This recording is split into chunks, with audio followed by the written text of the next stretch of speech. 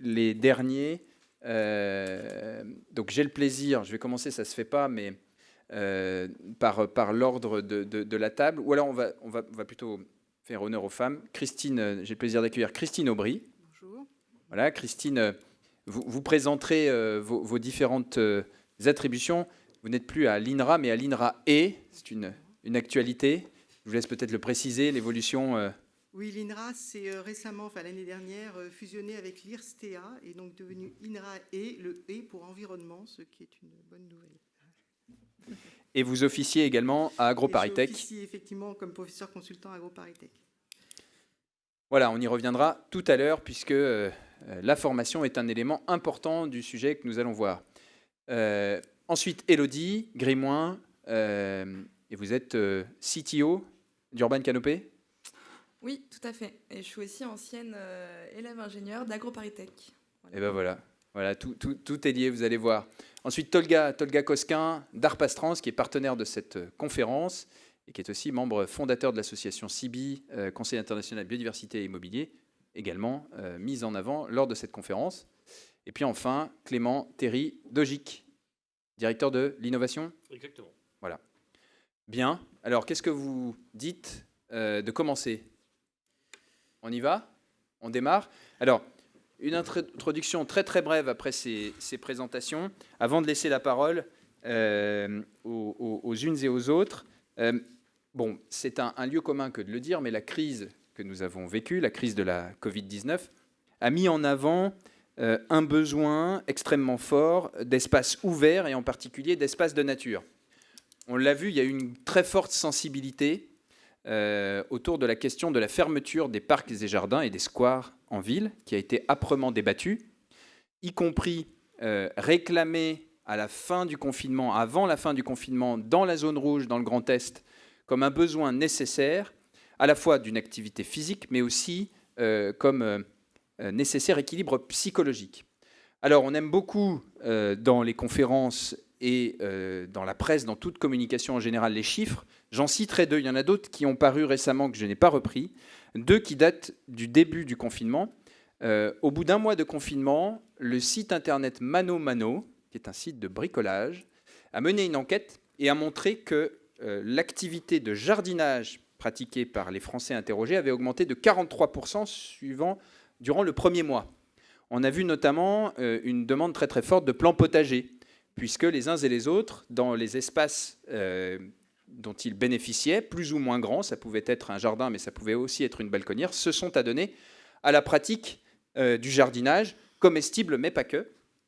Et puis le deuxième chiffre qui va faire le lien avec un certain nombre des intervenants ici, puisqu'il a trait à l'immobilier, c'est l'IFOP, qui a publié un sondage au mois d'avril pour BNP Paribas Real Estate, confrère d'Ogic, et qui a montré que pour 81% des Français, le premier souhait en matière de logement, c'était l'accès à un espace extérieur, entendu comme une terrasse, mais aussi, pourquoi pas, un jardin. Donc on le voit, ces éléments sont extrêmement prégnants. On a des éléments beaucoup plus macro sur lesquels on reviendra tout à l'heure, comme l'objectif de zéro artificialisation nette, et une concentration massive des populations dans les villes. Je ne reviendrai pas sur le chiffre qui est donné à chaque conférence sur le sujet. Alors il y en a eu beaucoup d'interventions. Aujourd'hui, on va essayer de le voir sous un prisme un petit peu différent en parcourant toute la chaîne, avec tout d'abord Christine qui va nous parler en fait des grands enjeux. Ensuite, on viendra avec Tolga voir le prisme d'un prestataire, et le mot comment dire, n'est pas vulgaire, mais d'une entreprise de conseil qui est au service d'acteurs de la ville et qui, en fait, de ce point de vue-là, est une vigie sur le marché, ses évolutions, et comment est-ce que ces grandes intentions passent dans l'économie, dans la pratique. Ensuite, Clément, qui est un des opérateurs doté d'une signature, on verra, qui est très éloquente par rapport au sujet dont on parle, nous expliquera, vu de l'intérieur, comment ça se passe, y compris avec les quelques vicissitudes du moment. Et puis, on terminera par Élodie, qui, avec sa start-up, propose un système, quelque chose de très opérationnel, une solution, un ensemble de solutions pour verdir la ville. Alors, sans plus attendre, c'est à Christine.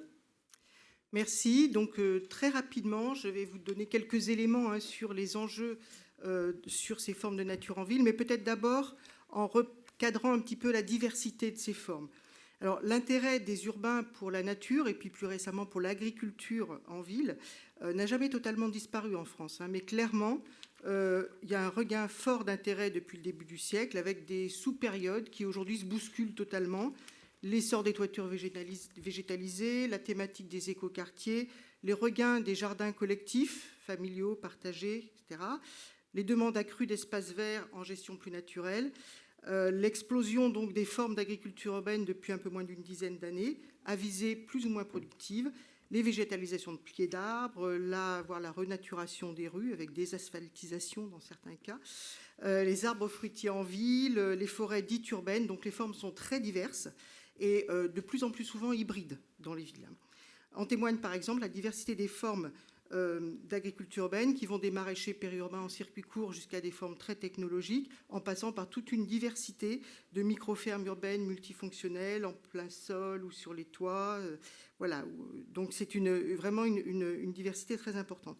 Un exemple, par exemple, c'est la végétalisation des toitures, hein, qui a considérablement évolué, qui passait de toitures extensives, enfin avec des végétalisations relativement rases, à des toitures de plus en plus intensives en termes de végétalisation, et qui comprend aussi maintenant de plus en plus de formes productives agricoles, en planches, en bacs, etc. Alors tout récemment, parce que ça date de mars 2020, est paru un récent ouvrage qui s'appelle Agriculture urbaine, comment aménager une toiture terrasse, hein, aux éditions Erol, donc faite par 2 de mes anciennes élèves, donc j'en suis très fière. Voilà, donc les raisons de ces évolutions sont nombreuses. Alors moi, je n'ai pas les compétences de les dire toutes, mais clairement, on voit chez les urbains un besoin de reconnexion au vivant qui est très fort, au vivant naturel ou au vivant, on va dire, productif, hein, envie de mieux vivre, envie de santé, raison pédagogique aussi, comprendre un petit peu mieux comment se passent les cycles du vivant, et pour l'agriculture, d'où vient l'alimentation. Donc ces aspects pédagogiques sont tout à fait importants. Alors, quels enjeux derrière ces phénomènes, cette diversité? Des enjeux notamment en termes de connaissances et de fonctions pour la ville. Alors, pour la connaissance, qui me concerne un peu parce que je suis chercheur quand même, comme pour l'opérationnel, l'enjeu majeur, je dirais qu'aujourd'hui, c'est de connaître, de qualifier, surtout de quantifier, puis de tirer des actions relatives à cela, à toute la gamme des services écosystémiques que peuvent rendre ces diverses formes de nature et d'agriculture en ville. Alors, service d'approvisionnement, bien sûr, on pense à l'approvisionnement alimentaire à travers l'agriculture urbaine, même si on sait aujourd'hui que l'agriculture intra-urbaine dans nos contrées n'a pas vocation à nourrir l'ensemble de la ville, hein. Elle peut y participer, bien sûr, elle participera d'autant plus que l'agriculture périurbaine sera maintenue, voire se développera sous forme de ceinture verte. Mais aussi beaucoup de services de type environnementaux. En premier lieu, la contribution à la dynamique de la biodiversité en ville, biodiversité végétale, microfaune, macrofaune. On a tous expérimenté que lorsque l'on crée des conditions favorables, la biodiversité revient très vite en ville. On a sur le toit d'AgroParisTech un toit expérimental, hein, dans lequel on a fait une petite zone de biodiversité. On a mis 20 cm de compost et on a laissé ça vivre sa vie. Et au bout de quelques mois et maintenant de quelques années, on a une biodiversité absolument considérable. On n'a rien fait, et juste elle est arrivée toute seule, hein. Donc, on voit aussi que, par exemple, dans les jardins partagés, les jardins collectifs, il y a une biodiversité absolument considérable. Donc ça, c'est en train d'être étudié. C'est quelque chose qui est tout à fait important pour la ville. C'est un des enjeux importants de cette renaturation ou agricolisation de la ville. Service aussi environnemental de conservation ou de recréation de sols urbains, avec pour corollaire le service de régulation de l'eau, absorption d'eau et rétention d'eau par les sols en place, par les toits, par toutes les formes qu'on peut mettre en place. Je vous rappelle que la ville de New York finance, en termes d'agriculture, des formes d'agriculture sur les toits, justement du fait du service de rétention d'eau qu'elle procure. On a essayé de faire la même chose sur Paris, mais on n'a pas eu un grand succès pour le moment. Mais on a montré effectivement que, par exemple, faire de l'agriculture productive sur un toit, ça retient fortement de l'eau, entre 75 et 85% de l'eau qui tombe, comme on a pu le montrer sur le toit d'AgroParisTech. Alors, service aussi de régulation thermique par la végétalisation, alors plus ou moins intense. Bien sûr, plus la végétalisation est dense et intense, et plus c'est efficace. Et ce, à diverses échelles. Bâtiments, quartiers, villes, voire régions, où les effets de diminution de température par la végétation sont très très variés, très, très variables selon les types de végétation. Ils sont particulièrement forts pour les arbres, clairement, Et lorsque le milieu est trop dense ou inadapté, on peut faire d'autres choses que des arbres, mais ça, Élodie vous en parlera tout à l'heure. Voilà. Cette végétation, elle permet aussi des luttes contre la pollution atmosphérique, elle permet de stocker du carbone dans les sols ou dans les pseudosols. Ces services environnementaux, ils prennent de plus en plus de poids par rapport aux préoccupations, heureusement croissantes, quant à l'ampleur des effets du changement climatique. Donc ça, c'est des sujets qui sont en train d'être travaillés par la recherche, mais de manière très très active, sur le plan expérimental, modélisation, etc., dans de nombreux endroits du monde, en France notamment, à Groupe Paris-Tech, au Muséum, mais aussi dans d'autres labos universitaires. Il y a d'autres services qui sont aussi rendus par la nature et l'agriculture en ville. Ce sont des services de type culturel ou sociaux. Alors bien sûr, recréation de liens sociaux à travers tout ce qui peut se passer dans les jardins, participation à l'entretien par les citoyens de la ville à travers, par exemple, tout ce qui est végétalisation de pieds d'arbres et des choses comme ça. Et services culturels, donc je le disais tout à l'heure, à travers toute une gamme notamment de services éducatifs que rend l'agriculture et la nature en ville.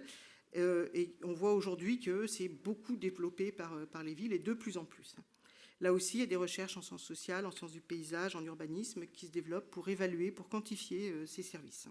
Et qui se traduisent de plus en plus aussi par des guides opérationnels pour aider les collectivités, les entreprises à développer des formes qui répondent à certaines de ces fonctions.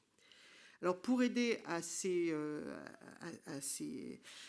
au développement de ces formes de nature d'agriculture, bien sûr, il faut de la recherche active, il faut aussi de la formation. Alors, on en reparlera peut-être un petit peu tout à l'heure, mais simplement pour vous dire que nous, on avait lancé en 2013 une des premières formations qui s'appelait « Ingénierie des espaces végétalisés urbains », donc espaces végétalisés et agricoles de fait. On en parlera un petit peu plus tard parce qu'on n'est pas les seuls, heureusement. Maintenant, il y a de plus en plus de formation à tout niveau sur ces aspects-là. Alors, je voudrais juste, pour finir, rebondir sur ce que Pierre a dit dans son introduction. Nous avons notamment vu pendant la crise sanitaire combien sont importants donc, les accès des urbains à des espaces ouverts, ainsi d'ailleurs qu'à l'alimentation de proximité. Et ce besoin, qui bien sûr existait avant, mais ça a montré son caractère absolument vital. Et il a aussi montré quelque chose qui est moins agréable, qui est l'inégalité criante en France autour de l'accès à des espaces verts, autour de l'accès à de l'alimentation de proximité, et d'autant plus important quand on est dans des situations de construction inadaptée, d'espaces très denses, etc. Donc ça, c'est quelque chose qui a montré que la nature et l'agriculture en ville, ça ne se limite pas, loin s'en faut, à des à côté récréatifs ou esthétiques. On est vraiment au cœur de la fabrique urbaine et ces exigences de nature et d'agriculture, de façon variée, sont devenues aujourd'hui des nécessités absolues, des éléments incontournables des infrastructures urbaines et de l'aménagement urbain. Donc on reviendra, si vous voulez, tout à l'heure sur les questions de formation. Voilà pour l'essentiel de ce que je voulais vous dire. Merci. C'est extrêmement important. Merci Christine pour le sujet des inégalités lorsque la densité la dispute à la promiscuité et on voit la double peine de certains entre des logements très exigus et la difficulté ou l'absence à toute proximité d'espaces ouverts de qualité. On interrogera peut-être, et je crois que c'est dans le propos de Clément, l'avis du promoteur comme partie prenante de l'aménagement de quartier sur le sujet.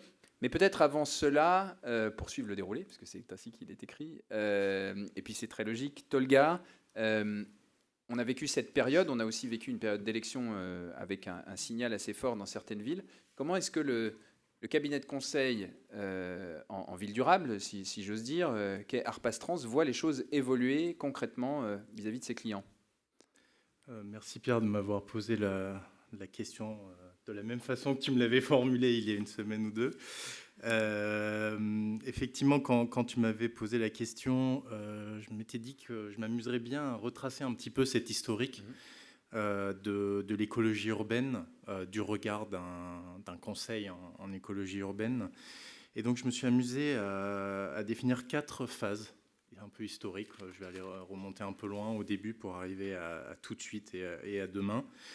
La première phase, je l'ai appelée les premiers pas de l'écologie. Alors, je n'invente rien, c'est la naissance de l'écologie scientifique au XIXe siècle, plutôt deuxième moitié du XIXe siècle, avec les travaux de Wallace, Darwin, Humboldt, etc.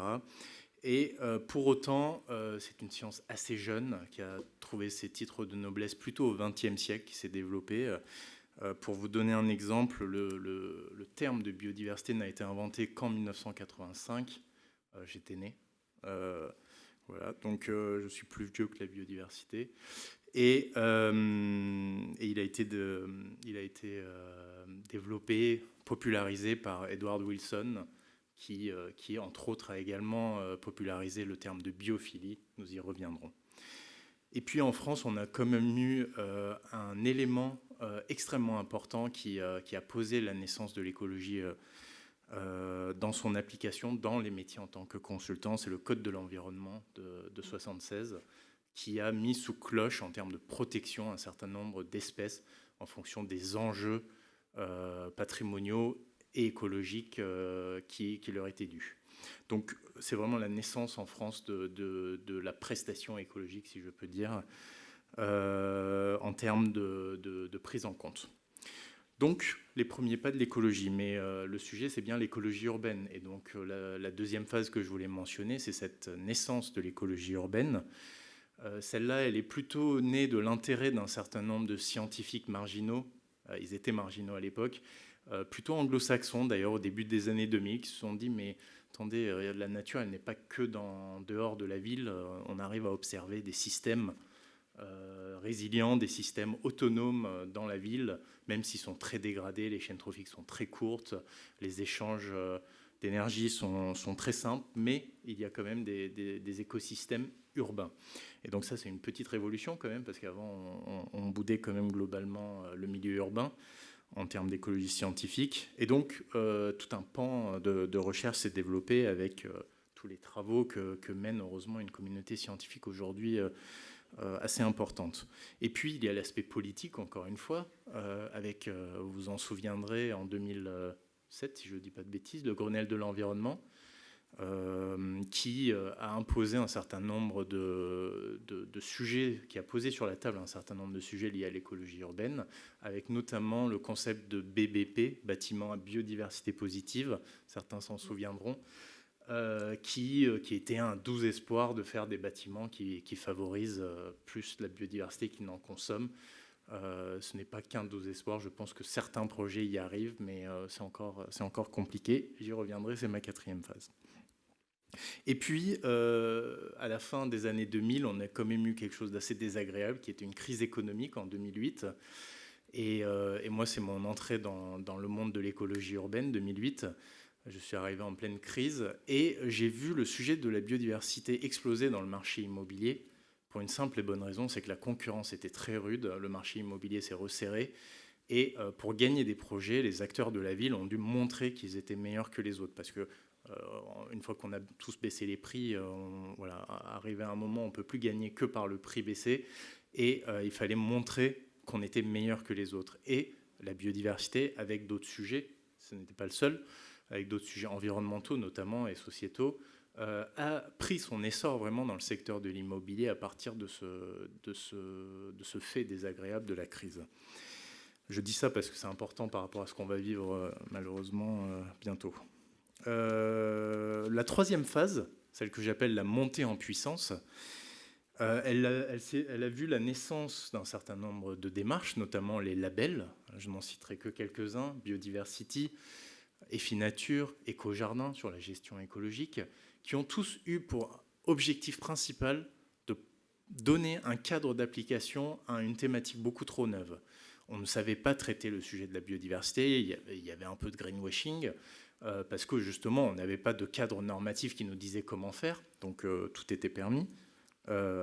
Et donc ces labels sont nés, ils ont sorti le sujet, la thématique biodiversité des préoccupations générales pour leur donner un cadre d'application. Et puis, on a quand même commencé à s'interroger à la relation, Madame Aubry l'a dit tout à l'heure, à la relation qu'entretiennent les humains, les urbains même, à la nature, à leur nature de proximité. Et c'est là qu'on a commencé à étudier la biophilie, qui a ouvert des perspectives énormes. Et on a toujours fait que gratter la surface du sujet, d'ailleurs, en termes de confort, de santé, de bien-être, d'appréciation de la nature, de bénéfices productivistes aussi. Il y a un aspect marchand dans tout ça qui peut être tout à fait exploité. Et la question, évidemment, qui est clé de l'appropriation, de l'acceptation de la ville dense, qui est une problématique qui est un peu clé. Ensuite, je voulais parler aussi de la montée en puissance. C'est à cette époque-là qu'on a vu le public s'emparer des sujets d'écologie. Avant 2010, le grand public, enfin moi je dois toujours un petit peu expliquer, mais à l'époque c'était encore plus flagrant ce qu'est un écologue. C'est un peu un ovni quand même dans le monde du travail. Aujourd'hui, on commence à savoir ce qu'est un écologue, ce qu'est l'écologie, quel est l'intérêt de travailler ce sujet de l'écologie. Le sujet est ouvert au grand public et tout ça va se terminer sur la fameuse vague verte, justement, qui est l'aboutissement de tout ça politiquement, de cette prise de conscience générale. Je termine par deux notions politiques, cette troisième phase de la montée en puissance de l'écologie urbaine. La loi pour la reconquête de la biodiversité des paysages en 2016, qui a inscrit l'obligation de protéger les espèces, même dans le cadre urbain. Avant, elle s'appliquait plutôt sur des très grands projets périurbains. Aujourd'hui, tout projet est soumis à la protection des espèces, parce qu'il y a un changement de paradigme assez important. Et puis, le plan national biodiversité que notre feu ministre de l'écologie a lancé avant de partir en 2018, qui a établi un certain nombre de préoccupations, qui a pointé l'immobilier comme étant un des 3 secteurs clés pour la prise en compte de la biodiversité et qui a établi la stratégie nationale en termes de zéro artificialisation nette. Le gouvernement doit se donner un délai d'application de ce zéro artificialisation nette. Ce sera certainement aux alentours de 2050, mais ce n'est pas encore fait. Et voilà, cette montée en puissance, elle est là, elle est effective, elle est politique, elle est sociétale, elle est scientifique. Et ce qui nous amène à la 4e phase, celle qui commence aujourd'hui, que j'appelle la réintégration et l'exhaustivité. Réintégration parce que aujourd'hui, on sait à peu près traiter la biodiversité correctement. Il faut la réintégrer dans les problématiques sociétales, environnementales. Ce qu'on va faire, par exemple, quand on va traiter de la gestion des eaux pluviales, dans l'adaptation au changement climatique, on ne peut plus traiter la biodiversité juste en termes de biodiversité. Il faut la mettre dans la question du paysage, de l'aménagement écologique, de la gestion des eaux pluviales, des îlots de chaleur, etc., etc. Donc la réintégrer dans les problématiques, la traiter comme un ensemble. Et puis, quand je parle d'exhaustivité, il y a des sujets qu'on ne traite pas encore. Je pense à l'empreinte biodiversité des matériaux de construction. Il va falloir un jour s'intéresser à cette question. On ne sait pas très bien la traiter, donc on la repousse encore. Mais il faudra la traiter. Et puis il y a plein d'autres sujets sur l'impact du vitrage sur les oiseaux. On a encore plein de choses à inventer. On commence à bien connaître les trames vertes et bleues, mais il y a les trames noires, les trames brunes, les trames jaunes, etc. Voilà, on a encore plein de sujets à inventer et je pense qu'on est dans un contexte d'opportunité pour le faire. Voilà. Merci Tolga pour cet historique. J'espère que vous avez pris des notes, parce que ça mérite une frise, qu'on puisse s'afficher tous. C'est important de réinterroger le temps long aussi sur un sujet comme le vivant. Alors vous parliez de réintégration. Maintenant, on va interroger le promoteur. Le titre de la conférence est plutôt à Guicheur, chasser la nature, elle revient au galop. Donc on peut imaginer que le chasseur de nature, par essence, c'est plutôt le promoteur. On est tenté de dire qu'à partir de 2008, la nature était un formidable alibi pour pouvoir gagner les appels à projets. Et là, Tolga nous parle de choses qui se trament, si je puis dire, avec une réintégration complète de la nature dans le système urbain. Et Clément, c'est vous qui êtes aux manettes, les ensembliers de tout ça. C'est pas un peu impossible comme mission ? Alors précisément. Donc voilà, donc aujourd'hui, bonjour, je travaille pour un promoteur qui s'appelle Ogic. Et du coup, je représente un peu ici un secteur qui est plutôt vécu et qui a été, et la question c'est est-ce qu'il sera, plutôt comme consommateur de nature, destructeur de nature. On sait que l'immobilier et la construction, c'est le 2e émetteur de carbone. On sait aussi qu'on est l'acteur clé de l'artificialisation des sols. Donc voilà, donc on a quand même un secteur qui est plutôt de ce côté-là, plutôt du côté de la consommation de nature. Et de l'autre côté, on voit des acteurs, et nous en particulier Ogic, qui professent, qui mettent en avant des engagements RSE, ici cristallisés pour nous dans cette phrase qu'on a, voilà, qui nous signe, qui est une nouvelle nature de ville. Et ce que je vais essayer de vous montrer, c'est que ces engagements RSE, autour notamment de la question de la réintroduction de la nature en ville, ils ne sont pas des alibis, ils ne sont pas le signe d'une culpabilité, ils ne sont pas non plus le signe d'un cynisme, qui pourrait être. Ils sont en fait pas extrinsèques à nos métiers, ils sont devenus intrinsèques. Et c'est ça ce que je vais essayer de vous expliquer, de vous illustrer, c'est que comment en fait dans la chaîne de création de la ville, et particulièrement en ce moment un peu clé, qui est le moment de la promotion. Alors pour ceux qui ne savent pas, mais le moment de la promotion, c'est le moment où un terrain qui est plutôt vide ou vierge, on l'achète, on en transforme l'usage par la construction. Donc c'est vraiment ce moment-là qui apparaît clé dans le côté consommateur, voire destructeur de nature. Et pourtant, tous ces acteurs, et nous au premier chef, on a ce type d'engagement RSE.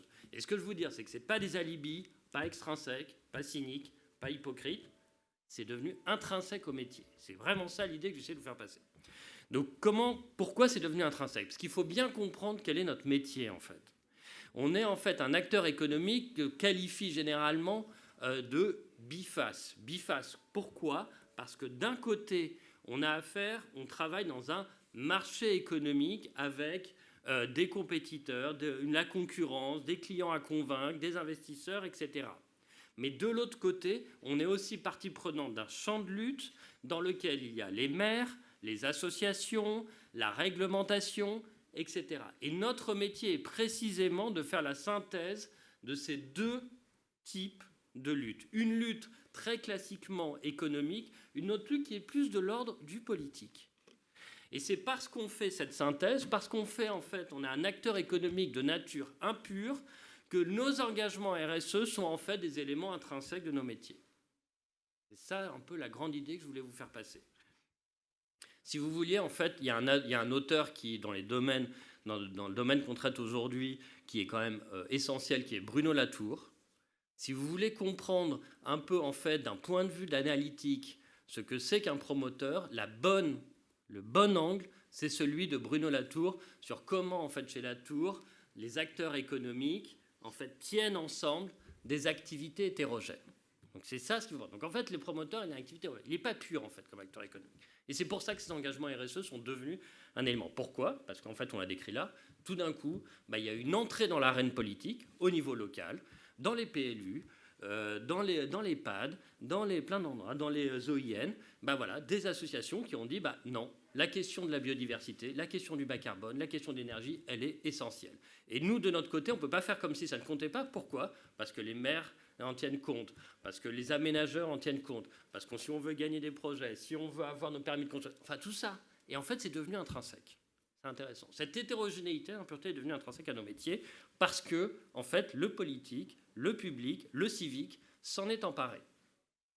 Donc c'est vrai que du coup, si on remonte dans le temps, quand ce n'était pas un élément politique, civique, associatif, c'est vrai que le promoteur s'en est pas occupé. Quand la question était celle de faire un champion français des quartiers d'affaires, c'est sûr qu'on a fait la défense. Mais comme aujourd'hui, c'est peut-être moins la question. Voilà. Donc, première idée, c'était ce que je voulais faire passer. Deuxième idée, c'est que dans ce cadre-là, en fait, parfois, le promoteur, il n'est pas destructeur de nature, il est recréateur de nature, et notamment quand il travaille dans le cœur des métropoles. Et là, je m'explique. Donc, j'ai mis des projets qu'on fait. Celui-là, vous connaissez peut-être, qui s'appelle 1000 arbres, qu'on fait ici même sur ce projet, donc fait avec la compagnie Facebook, notre promoteur. Celui là-haut, qui a été un projet qu'on voulait faire au Pré-Saint-Gervais, finalement, on ne l'a pas gagné, donc on perd aussi des projets en étant... Et ce que je voulais dire, donc, pourquoi on est recréateur de nature? Parce qu'aujourd'hui, construire en centre-ville, c'est souvent construire en fait sur des endroits qui sont déjà très artificiels. Là-haut, le Pré-Saint-Gervais, c'était une parcelle qui était 100% artificialisée. Ce qu'on a proposé à la ville, c'est de créer le 3e espace public vert de la ville. Et pour ça, on a mis en place une stratégie de désartificialisation en entrant dans l'épaisseur du sol. C'est-à-dire, en fait, en retravaillant, pas simplement en enlevant le robé, mais pas seulement non plus en détruisant les parkings qui y étaient et les sous-sols artificiels qui étaient, mais en recréant un sol fertile.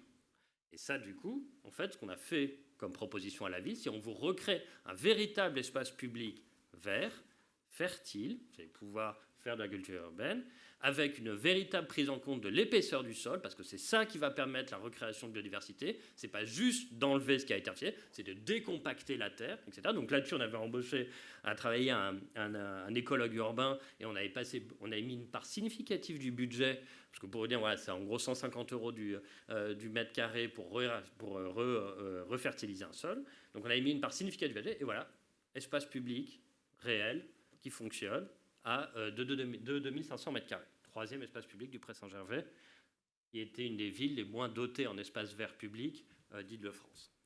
Donc en fait, parfois on recrée. Et du coup, on recrée pourquoi ? Parce qu'en fait, aujourd'hui, les fonciers disponibles pour les promoteurs et pour créer de la ville, parce que l'hypothèse c'est aussi qu'on a besoin de créer des logements et des bureaux et des commerces, ces fonciers disponibles, ce sont souvent sur des fonciers qui sont artificiels, soit parce qu'il y a eu de l'activité industrielle, soit parce qu'il y a eu, qui aujourd'hui a disparu, là c'était une charcuterie, une grande charcuterie, soit parce qu'il y a des infrastructures de transport ferroviaire, etc., etc. Et les projets comme ça que vous pouvez voir, Ordener, etc., d'autres projets peuvent venir en tête. En fait, on voit qu'aujourd'hui, dans certains types de fonciers, on recrée de la nature. Et c'est peut-être les fonciers qui nous intéressent le plus.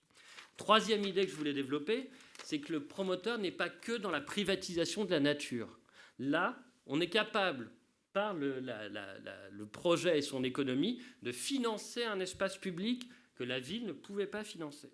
Non seulement pas, et donc là ensuite on le rétrocède à la ville pour un coût nul, et on est capable non seulement de les créer, mais on est parfois capable aussi de les opérer. C'est plus compliqué, ça demande un peu de tordre nos métiers, mais c'est faisable. À Nanterre, c'est ce qu'on a gagné un projet IMGP sur cette idée, qui était aussi au cœur d'une infrastructure de transport, puisque c'était la place de la Boule, qui était en fait l'artère essentielle pour rejoindre le quart sud-ouest de l'Île-de-France à la Défense. Et du coup, là, on a dit, on peut recréer un espace vert apaisé, et non seulement on va vous le créer, mais on va l'opérer. Donc, deuxième chose, on n'est pas forcément dans la privatisation, ça n'est pas que des arbres qu'on met sur un toit pour la personne ou le bureau qui va payer extrêmement cher son appartement ou son mètre carré de bureau, ça peut être aussi du bien public. Quatrième idée, il y a quand même l'idée souvent un peu, et c'est pour ça que j'ai mis cette image ici et l'image de 2000 arbres, l'idée que oui, mais enfin tout ça c'est complètement anecdotique, c'est des concours un peu comme ça pour la belle image, etc. On est encore dans la Libye, dans tout ça. Ça, c'est une idée qui, pareil, est fausse. Tous les concours qui ont eu lieu sont en fait une propédeutique, une préparation à un changement de la réglementation et aussi un changement dans la sphère physique avec une pression accrue sur ces sujets-là. Et je peux vous dire qu'aujourd'hui, quand ça, on fait un immeuble en terre cuite d'un R+2, sur le coup, on a tout appris, c'est-à-dire qu'on l'a fait avec un architecte qui s'appelle Clément Vergely, mais c'est à Lyon, on a tout appris, on a compris comment ça se fait, on est capable de le refaire. Et donc, en fait, il faut concevoir les dernières évolutions, non pas comme une espèce de marketing territorial, comme on le fait trop souvent, mais comme une propédeutique, une préparation à un changement de paradigme assez fort. Donc, je voulais conclure, parce qu'après, je n'ai pas tenu compte du temps. Donc, voilà, j'espère que ça va. C'est à peu près, bon, voilà. Vous n'avez rien de prévu cet après-midi ? Ouais. Bon, on va pouvoir rester ensemble un petit moment. Voilà, donc du coup, je voulais conclure sur la notion de ZAN, qui est quand même le thème qui, aujourd'hui, pose le plus de questions, à mon sens, sur la production de la vie. Donc, la zéro artificialisation nette. Il va falloir qu'on fasse un peu un choix, ici. C'est-à-dire que si on dit d'un côté, il faut qu'on obtienne un objectif de zéro artificialisation nette. De l'autre, on a un besoin de logements, de bureaux, etc., dans certains endroits du territoire et pas dans d'autres. Si on tient ça, et que troisième chose, on dit, et chaque personne va avoir son espace propre, son espace extérieur, etc., le type de projets urbains sur lesquels on va aboutir sont plutôt des projets qui ressemblent quand même un petit peu à ce qu'on a voulu un peu, voilà, on a un petit traumatisme autour de l'immeuble de grande hauteur ou de l'immeuble de hauteur dans un parc. Skyscraper in a park, qui était la phrase de Corbusier. Aujourd'hui, on va un peu se diriger vers ça, c'est-à-dire qu'on aura sur des parcelles pas très grandes un immeuble qui monte, on augmente la densité, autour un espace vert généreux et un accès au ciel à travers ça. Donc ça, il va y avoir une petite capacité, un petit changement culturel pour tenir tout cet ensemble, comme ça, de contraintes et d'objectifs, de trouver un peu des formes urbaines qu'on pensait devoir abandonner, parce qu'elles sont un peu traumatisantes pour nous. Peut-être qu'on... Et la dernière, je vais conclure là-dessus. Ce projet qu'on a perdu, c'est un de nos concurrents qui l'a gagné. Si vous allez voir sur le site du Pré Saint-Gervais, vous allez voir qu'on n'est pas très loin d'une imagerie qui est celle de Central Park. C'est-à-dire un parc très généreux et des immeubles très hauts qui montent derrière. Et là, il y a peut-être quelque chose qui est, voilà ce vers quoi on se dirige. Acceptons-le, faisons-le, allons-y. Mais ça va demander des petites adaptations culturelles. Voilà. Merci Clément pour cette explication qui me semble très synthétique et assez bien refléter votre métier et puis même le choix des 3 images parce que au fond on a un commun de nature. Alors, certains les appellent comme ceci. Hein. Il y a d'autres exemples de promoteurs qui ont réussi à les concrétiser et ça c'est assez intéressant puisque ces espaces ouverts ne sont pas privatifs, ils sont ouverts à tous. On a peut-être l'archétype de quelque chose de plus connu de cette première décennie de vagues de végétalisation comme l'est 1000 arbres, qui est une allégorie en fait peut-être la plus aboutie de ce sujet. Et puis on a aussi un élément qu'évoquait Tolga, à savoir ce que certains dénomment la biodiversité grise, qui est plus difficile à mesurer, c'est-à-dire une absence d'artefacts de végétalisation sur cette image, mais une construction en terre crue. Pour être natif d'une bourgade proche de Lyon, la terre crue et le pisé est un savoir-faire assez répandu en région Rhône-Alpes. Donc on voit bien qu'on couvre à peu près tout le spectre. Et vous l'avez dit, Clément, il y a des espaces qu'on veut reconquérir qui sont fortement artificialisés avec des fortes contraintes. Vous parliez aussi du projet Ordonnaire qui avait connu avec grand train une occupation d'urbanisme temporaire qui, je crois, dans le projet que vous avez remporté dans l'appel à projet, comporte aussi une phase transitoire. Pour gérer cette phase transitoire de débitumation, de dépavement, depavement, je crois, les Anglais, et au fond de retournement de sol et de foncier artificialisé, il peut se passer du temps. En attendant, qu'est-ce qu'on fait ? Il y a des solutions qui sont mises en œuvre, qui nécessitent de l'ingénierie. Et il y en a une qui nous est présentée aujourd'hui par Élodie. Vous avez vu la transition, hein, on a beaucoup travaillé, comme l'a dit Tolga, c'était énormément de répétitions. Raccrochons-nous aux branches ou plutôt à la corolle. Alors, je n'ai pas pu choisir, Élodie, du coup, on a mis toutes les images. En principe, voilà, elles sont là derrière. Je vais vous laisser présenter ce qu'est Urban Canopé, qui est un exemple. Alors là, on fait un zoom complet. Hein. On est parti du très général avec Christine, et puis on arrive au particulier. Vous verrez, dans les échanges, on pourra réélargir le champ. C'est à vous, Élodie. Merci Pierre. Donc nous, Urban Canopy, on est concepteur d'infrastructures vertes en milieu urbain. Et notre credo, en fait, c'est de rafraîchir la ville par le végétal. Pourquoi ? Parce qu'on sait aujourd'hui que le végétal, c'est la meilleure climatisation naturelle qui existe tout simplement. Mais malheureusement, dans les espaces qui sont très denses, très minéralisés, très urbanisés, on ne peut pas végétaliser partout et surtout on ne peut pas végétaliser en pleine terre partout. C'est-à-dire on ne peut pas planter d'arbres partout. On a des réseaux souterrains, on a des parkings, on a des problématiques de charge. On ne peut pas non plus beaucoup encombrer le sol. Et donc nous, ce qu'on propose, c'est des canopées végétales. Le but, c'est de rafraîchir la ville par le végétal avec des structures légères et modulaires. Donc vous voyez ici le module canopé qui permet en fait d'ombrager et végétaliser 50 mètres carrés pour 1 mètre carré seulement d'encombrement au sol, sachant que la structure n'est pas enfoncée dans le sol. En fait, elle repose au sol. Comment on en est venu là ? En fait, notre histoire, c'est que nous, on est issus des laboratoires de l'école des Ponts et Chaussées. Donc, pour exemple, on a 30% de l'actionnariat qui est détenu donc, par les chercheurs de l'école des Ponts et Chaussées. Et donc, en fait, le laboratoire Navier de l'école des Ponts travaille depuis plus de 10 ans sur des structures légères et modulaires. Et donc, comme exemple, ils ont fait une cathédrale éphémère à Créteil et un chapiteau au Solidays. Donc là, il n'y a pas du tout de végétal, hein, c'est que des structures légères, on appelle ça des grid shells, en matériaux composites. Et donc l'un des chercheurs, après la canicule de 2016, s'est dit « mais pourquoi je ne me servirais pas de mes structures pour greffer du verre sur la ville et ainsi lutter contre les îlots de chaleur urbains ?» Urban Canopy est né comme ça, mais au début, on avait une problématique, c'est qu'on ne pouvait pas commencer à faire des grandes structures sur mesure, hein, comme une cathédrale végétalisée, ce n'était pas du tout viable économiquement.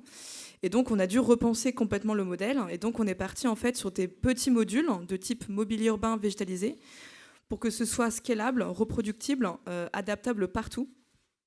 Et donc, ça a donné Canopé. Donc, Canopé, qu'est-ce que c'est ? En fait, c'est composé de 3 choses. Donc, il y a le maillage en matériaux composites, donc, qui est aussi breveté. On a la partie végétale, donc c'est des plantes grimpantes. Donc, l'objectif, c'est de rafraîchir avec le côté évapotranspiration. l'albédo, et puis l'ombrage bien sûr, donc 50 mètres carrés. Et puis la troisième chose, on s'est dit qu'il fallait tout de suite prendre en compte la maintenance du végétal, et donc on a conçu une box qu'on appelait Sensopi pour une irrigation intelligente suivant les datas du végétal. Donc en fait, au niveau de la base, vous avez un pot qui contient une réserve d'eau de 200 litres, réservoir de substrat de 300 litres, avec donc des petits capteurs, une pompe au niveau du réservoir d'eau, et le tout c'est alimenté par un panneau solaire que vous voyez au milieu. Ce qui fait que la structure est totalement autonome en eau, en électricité, et c'est arrosé vraiment suivant les besoins du végétal. Alors, on existe depuis 3 ans. Aujourd'hui, on a installé une quarantaine de structures en France, mais aussi à l'étranger. Donc, on a fait le Maroc, bientôt Melbourne, l'Australie et puis l'Arabie Saoudite. Et on est présent sur tous les marchés, que ce soit les collectivités, donc avec par exemple Asnières-sur-Seine, la ville de Toulouse, ce projet ici, Châlons-en-Champagne par exemple, Reims, et puis aussi au niveau des promoteurs immobiliers. Donc là, on retrouve les différents acteurs ici, comme Eiffage, où on a mis des structures sur un écoquartier. Et puis demain, ce sera avec des architectes, parce que l'avantage qu'on a de la technologie, on ne va pas s'arrêter à faire que des canopées, parce que comme je vous ai dit, il y a l'encombrement urbain qui est quand même présent. Et donc, en fait, avec la même technologie, on peut faire n'importe quelle forme désirée. Donc là, on travaille actuellement sur des modules en façade et en toiture, sur le même process. Moi, je pense profondément qu'au niveau de l'innovation urbaine, si on veut qu'elle soit durable et viable dans le temps, il faut aussi qu'elle soit acceptée par la population. Et pour qu'elle soit aussi acceptée d'un point de vue social, il faut bien sûr prendre en compte la partie économique et aussi essayer de faire des projets qui soient les plus low-tech possibles, et de se servir autant que possible de la technologie, pas en tant que fin, mais en tant que moyen. Donc nous, c'est ce qu'on essaye de faire au quotidien. Et j'ai 2 exemples à vous citer vraiment de cette perception sociale qui nous a vraiment émus. C'est le premier, c'est le projet à Toulouse, donc la photo qui est à gauche, où il y a un petit garçon et sa maman qui ont voulu nous aider pour déployer les structures. Donc on lui a donné un casque, il nous a aidé vraiment à la déployer. Donc c'est un habitant du quartier Saint-Cyprien, et c'est ce même garçon qui aujourd'hui nous envoie des petits messages en nous montrant les photos des plantes qui sont en train de pousser sur les structures. Voilà, donc c'est lui en fait qui nous fait les observations quotidiennes. C'est assez mignon. Et aussi le projet qu'on a fait à Asnières-sur-Seine, on a dû le déplacer parce qu'il y avait des travaux au niveau d'une école maternelle. Et il y a les parents d'élèves qui sont venus nous voir en nous disant est-ce que les structures vont revenir, parce que les enfants se les sont appropriés, et du coup voilà, il y a eu un petit moment de perturbation là-dessus. Donc ce qui montre aussi que il faut vraiment faire des choses qui soient adaptables, modulaires, mais aussi qui soient acceptables dans le temps et surtout par la population. Voilà. Merci. Merci Élodie. Donc nous sommes arrivés au niveau de la place publique. Une question qu'on pourrait poser à Urban Canopé, c'est au fond, c'est très bizarre, c'est l'école des ponts. Vous avez étudié AgroParisTech. Alors vous voyez tout de suite arriver la question de relance. Christine, vous avez créé la première spécialisation de Master 2 au départ en agriculture urbaine, puis avec AgroCampus Ouest élargi avec l'acronyme IEVU, c'est ça, Ingénierie des espaces végétalisés urbains. Voilà, notez tous les acronymes, on vous interroge à la fin, c'est ce qu'on dit toujours dans les conférences. Il y a 2-3 mots-clés comme ça qui ont été donnés, les chaînes trophiques, vous pouvez faire l'objet d'une interrogation écrite, vous avez tous les experts pour vous répondre à la fin. C'est extrêmement important, ce sujet de la formation des acteurs, et même, je prends une casquette de jardinier, de praticien, l'aval dans la durée. Clément évoquait le fait d'opérer les sites. Alors, il y a l'opération en lien avec la population, mais il y a aussi, d'un point de vue technique, qu'est-ce qui se passe aujourd'hui dans les référentiels de formation? Qu'est-ce qui évolue, Christine? Alors, je pense qu'il y a un premier volet qui est que nous, quand on a créé IEVU, qui ne s'appelait pas comme ça, mais c'est devenu effectivement ça lors de la fusion en 2017 avec AgroCampus Ouest, on a voulu tout de suite lier nature et agriculture. C'est-à-dire que ça, c'est la première chose qu'on a faite, c'est ça, et je pense que ça a été par la suite repris par d'autres, et c'est très bien, je pense qu'on pourrait aller même plus loin. L'autre élément qu'on a fait, alors ça, on ne l'avait pas prévu au départ, c'est on a dû accueillir beaucoup de ce qu'on appelle les certificats de spécialité, c'est-à-dire des personnes qui ont une autre formation et qui viennent poursuivre leur formation. Et une partie de ces personnes venaient du monde de l'urbanisme.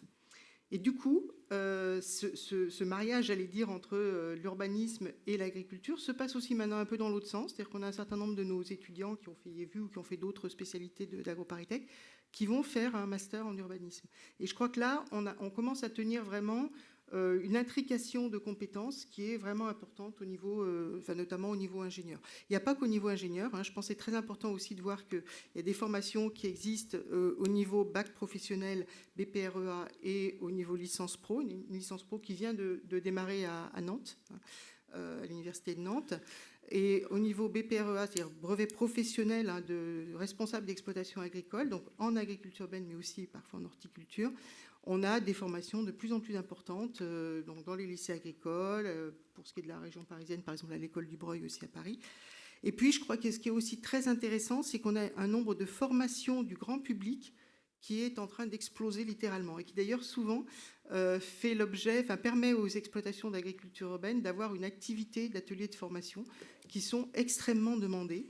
Et ça, je pense que c'est très positif aussi parce que ça veut dire qu'il y a une véritable montée en compétences, même si c'est pas bien sûr des formations de diplômantes, mais montée en compétences des urbains, des habitants. Et ça, c'est vraiment tout à fait intéressant. Il y a un guide qui vient de paraître là aussi de l'AFOP, de l'Association française d'agriculture urbaine professionnelle, un guide sur les formations qui vient de paraître dans toutes formations qualifiantes, formations non qualifiantes. Et c'est assez impressionnant de voir le nombre de formations qui se sont créées au cours des 5 dernières années en particulier. Moi, je dirais simplement une dernière chose, c'est que si on veut que ces questions d'agriculture de nature en ville rentrent vraiment dans les mœurs, faut commencer petit. Il faut commencer chez les petits. Et en particulier, il faut investir dans la petite enfance, il faut investir dans les écoles, dans les écoles maternelles, les écoles primaires, les collèges, puis bien sûr les lycées. Et ça, je pense que c'est quelque chose de très important, parce que c'est comme ça qu'on amène les jeunes, les enfants, puis les jeunes, à s'intéresser, à devenir exigeants quelque part, par rapport à nos collègues de l'immobilier. Voilà, si on veut continuer cette chose très vertueuse qui est en cours, il faut pouvoir former jeunes. Voilà. Donc ça, c'est plutôt un appel aux collectivités pour pouvoir mettre en place tout un tas de jardins pédagogiques et autres choses du même genre pour que cette formation puisse ensuite se déployer. Alors très bien, on arrive au terme pratiquement de la table ronde, mais j'avais une question pour Tolga. Il y a une série de questions sur l'outil en ligne qui concerne Urban Canopé. Alors on va les poser à la fin à Élodie. Et ce que je vous propose, c'est que vous puissiez échanger avec elle directement. Combien ça coûte? Est-ce que vous choisissez les variétés dans les canopées pour avoir aussi un usage d'habitat pour la biodiversité? Il y a une question assez comparable ensuite pour intégrer le vivant, oiseaux, animaux, et puis aussi les mesures de l'impact thermique. Donc comme ça vous permet de réfléchir. Mais une question un peu pour Tolga et Clément, très courte. Tolga a évoqué la vague verte au sens des élections municipales. C'était il y a un peu plus de 2 mois. Est-ce que d'ores et déjà, que ce soit dans le métier du promoteur ou dans le métier du conseil, on sent un effet, je le dis à dessein, puisque je crois que Tolga, on l'évoquait récemment, vous sentez directement un frémissement des acteurs du privé y compris, qui se mobilisent sur le sujet, qui considèrent le sujet encore plus fortement, ou je me trompe? Vas-y, mais moi je peux répondre. On peut faire en 2 temps peut-être, oui. Effectivement, on le voit. Alors, on l'a vu un petit peu déjà aux dernières élections, mais on voit le changement d'échelle aujourd'hui qui est extrêmement important par rapport à la perception des élus et autour de thématiques sur le vivant, en fait, la nature en ville en général. Chacun a ses sujets. Il y a des villes et des mers dans lesquelles on ne touche pas aux arbres. Il y en a d'autres qui vont développer une stratégie d'agriculture urbaine. Il y en a qui vont axer leur travail sur les zones humides, etc. Chaque ville a sa particularité. C'est ça qui fait le fait que justement l'écologie soit merveilleuse, c'est qu'elle est extrêmement contextualisée. Mais effectivement, aujourd'hui, il n'y a quasiment plus aucune ville où on nous dit le maire est imperméable à ce sujet, on n'a pas besoin de le traiter, c'est même le contraire. Un projet qui ne se défend pas écologiquement est un projet qui risque d'être calé, clairement, à l'étape du permis de construire, qui est quand même l'autorisation d'urbanisme clé.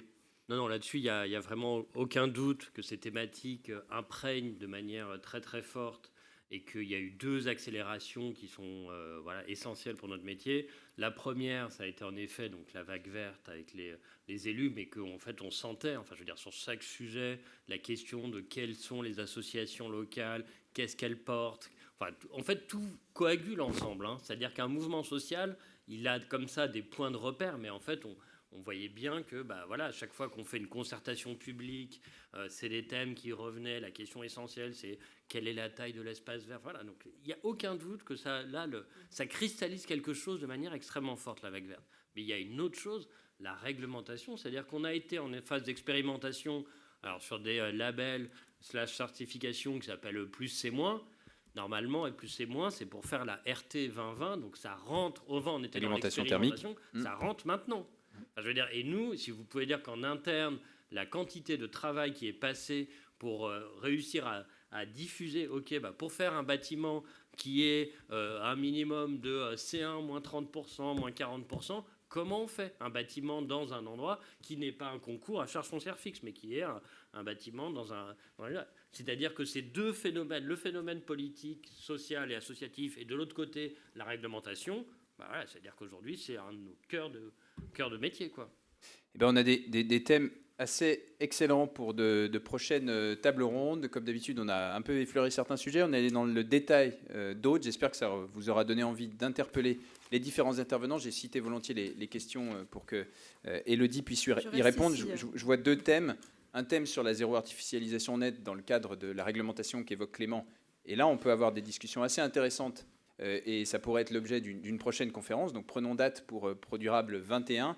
Et puis ce sujet qui paraît essentiel, entre la gentrification d'une part qu'on pourrait imaginer liée au verdissement d'un certain nombre d'ensembles bâtis, mais aussi cette question de l'exclusion et à l'inverse de l'inclusion sociale par des espaces ouverts de qualité qui aussi peuvent amener des aménités de rafraîchissement, etc. Je pense que là, on a des thèmes concrets qui sont intéressants pour d'autres sessions.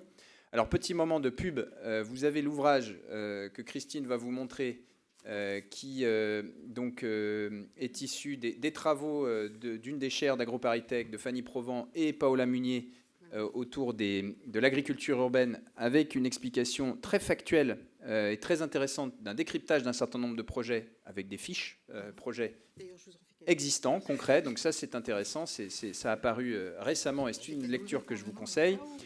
Il y a aussi un livre à paraître, Élodie, sur les changemakers, c'est ça ? C'est ça, c'est les Villemakers par Michel Mathieu, qui est le directeur général de LCL, qui va paraître très prochainement. Voilà. Et puis un petit peu de pub pour ma part, avec une dédicace. Alors attention, on ne sera pas très nombreux, je pense, mais vous êtes les bienvenus sur le stand de la librairie rue de l'Échiquier, puisque sous la direction d'Olivier Ortega, aux éditions du groupe Moniteur, un opus assez dense, c'est pas un livre de chevet, mais avec un titre assez présomptueux, Fabriquer la ville durable. On essaie d'y contribuer en tous les cas, et j'ai eu la chance de pouvoir rédiger le chapitre en lien avec le sujet que nous avons évoqué, celui de la nature en ville. Donc dans quelques minutes, on sera là pour répondre à vos questions, ainsi que l'ensemble de nos intervenants. Merci à vous d'être venus. On reconnaît quelques têtes connues malgré les masques. Pour les autres, on sera très curieux de vous rencontrer à la sortie. Et merci à ProDurable, qui chaque année monte en puissance sur ces thématiques du vivant. Bon après-midi à toutes et à tous.